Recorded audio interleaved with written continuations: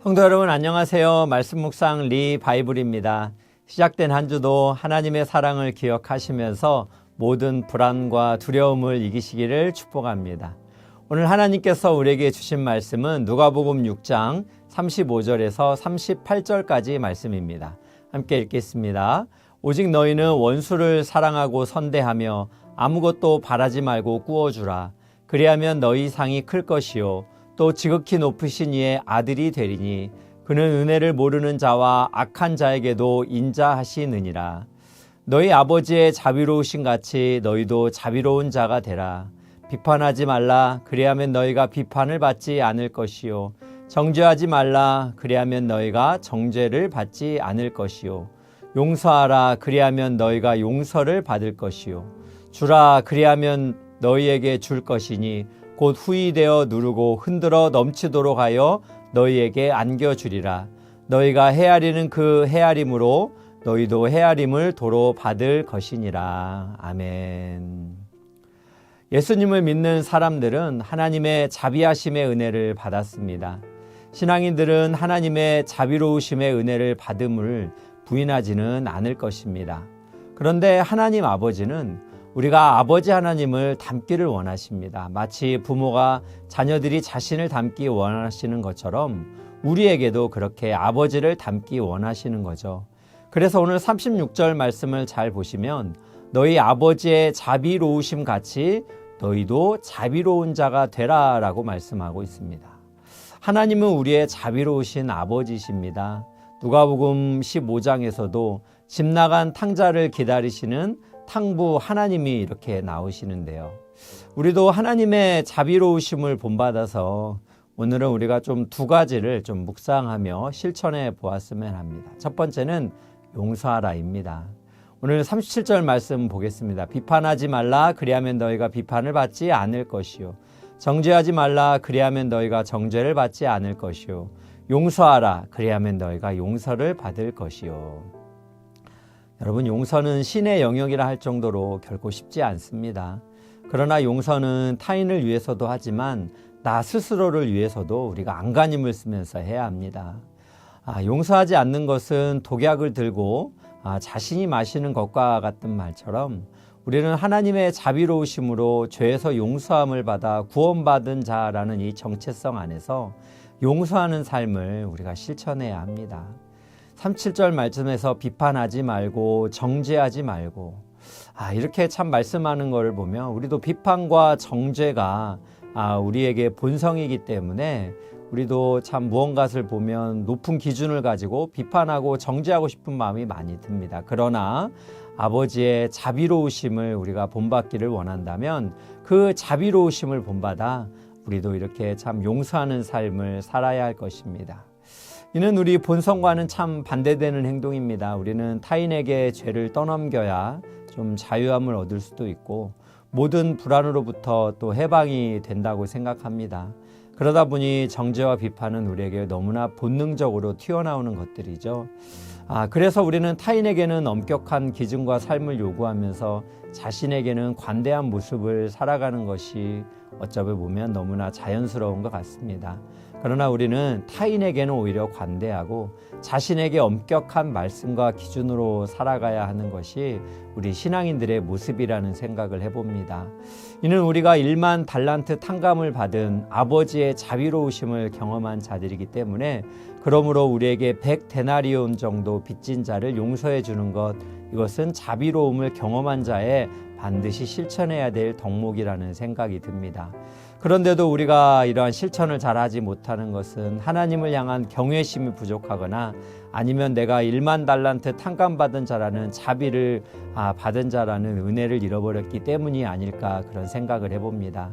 그러므로 사랑하는 성도 여러분, 하나님의 자비로우심을 받은 자로 그 자비로우심을 실천하기 위해 비판과 정죄가 아닌 용서하는 삶, 기다리며 인내해주는 삶을 살아가시기를 진심으로 축복합니다. 두 번째로 자비로우심을 경험하는 사람은 어떠한 삶을 살아야 됩니까? 바로 주라라는 것입니다. 오늘 38절 말씀 한번 볼까요? 주라, 그리하면 너희에게 줄 것이니 곧 후이되어 누르고 흔들어 넘치도록 하여 너희에게 안겨주리라. 너희가 헤아리는 그 헤아림으로 너희도 헤아림을 도로 받을 것이니라. 여러분, 주는 삶 역시 참 쉽지 않습니다. 우리의 본성은 이기적이어서 받는 것을 좋아합니다. 결혼이라는 것도 나의 행복을 위해 타인을 받아들이는 경우가 대부분입니다. 그러나 행복한 결혼 생활은 어떻습니까? 타인의 행복을 위해 내가 희생하는 삶입니다. 누가복음 15장을 보면 자비로운 아버지의 마음을 생각해 보세요. 자신의 재산을 가지고 집을 떠났다가 모두 탕진하고 돌아온 둘째 아들을 향해 아버지는 그 아이들이 비록 죄를 지었지만 그럼에도 불구하고 신분을 되찾아주고 송아지를 잡아 잔치까지 열어주면서 이 둘째 아들은 죽었다가 살았다라는 내 아들이다라고 사람들에게 공개적으로 인정을 해줍니다. 이처럼 아버지는 주는 아버지이기에 씀씀이가 해프고 경제 원리에는 참 안 맞는 삶을 살았기에 이 탕자라는 말을 써서 탕부 아버지, 탕부 하나님이라고 이렇게 표현하기도 합니다. 우리는 주는 삶을 살았으면 합니다. 우리의 공급처가 하늘 아버지이기 때문에 우리는 하늘로부터 모든 것을 받아서 이웃들에게, 가족들에게 주는 삶을 살았으면 좋겠습니다. 그런데 오늘 35절 말씀을 보니까요, 좀 지키기가 어려운 말씀이 있어요. 원수까지라도 사랑하고 선대하라 하십니다. 아무것도 바라지 말고 필요를 채워주며 꾸어주라고 명령하십니다. 와, 이게 가능할까요? 35절 한번 볼까요? 오직 너희는 원수를 사랑하고 선대하며 아무것도 바라지 말고 꾸어주라. 그래야면 너희 상이 클 것이요 또 지극히 높이신 이의 아들이 되리니 그는 은혜를 모르는 자와 악한 자에게도 인자하시니라.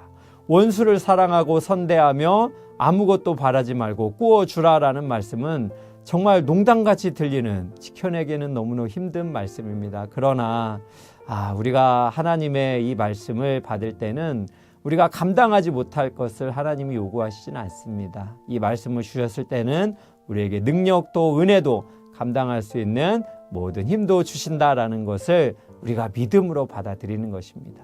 비록 우리는 연약하여서 이 모든 내용들이 불가능하게 들리고 또 감정적으로도 순종하기 힘든 그런 말씀이지만 우리가 하나님을 신뢰한다면 하나님께서 오늘 약속하신 우리의 상이 클 것이요 지극히 높으신 하나님의 아들이 된다라는 이 말씀, 자비로우신 하나님의 은혜를 받는 자로서 우리가 그렇게 참 은혜를 모르는 자와 악한 자에게도 인자하신 하나님을 생각하면서 우리도 그렇게 주는 삶을 살았으면 좋겠습니다. 하나님은 자기의 독생하신 아들까지도 우리의 죄를 위해 주셨습니다. 이런 크신 사랑, 크신 자비로우심을 받은 우리는 용서하는 삶과 주는 삶을 살아갈 수 있기를 진심으로 축복합니다. 예수님은 말씀하셨습니다. 주는 것이 받는 것보다 복이 있다. 원수까지도 사랑하며 용서하며 아버지를 닮는 자비로운 삶이 되시기를 진심으로 축복합니다. 함께 기도하겠습니다. 사랑하는 하나님 아버지, 아버지의 자비로우심의 은혜로 죄인된 저희를 구원해 주심에 깊이 감사드립니다. 그 은혜를 받은 자로 비판하지 말고 정죄하지 말고 용서하는 삶을 살아가게 도와주옵소서. 무엇보다도 원수까지도 선대하며 사랑하는 아버지를 닮아 그 자비로우심을 우리가 기억하고 우리도 그렇게 주는 삶을 살아갈 수 있도록 은혜와 능력을 주옵소서. 예수님의 이름으로 기도드립니다. 아멘. 오늘 또 우리가 두 가지 말씀을 붙잡고 기도하면 좋겠습니다. 첫째는 하나님의 자비로우심을 기억하고 그 은혜에 감사하는 삶이 되게 하소서. 두 번째는 하나님의 자비로우심을 본받아 모든 성도님들을 특히 원수라고 생각되어지는 어떤 이웃이라도 용서하고 사랑하며 주는 삶이 되게 하소서. 우리 합심하여 한번 같이 기도하겠습니다.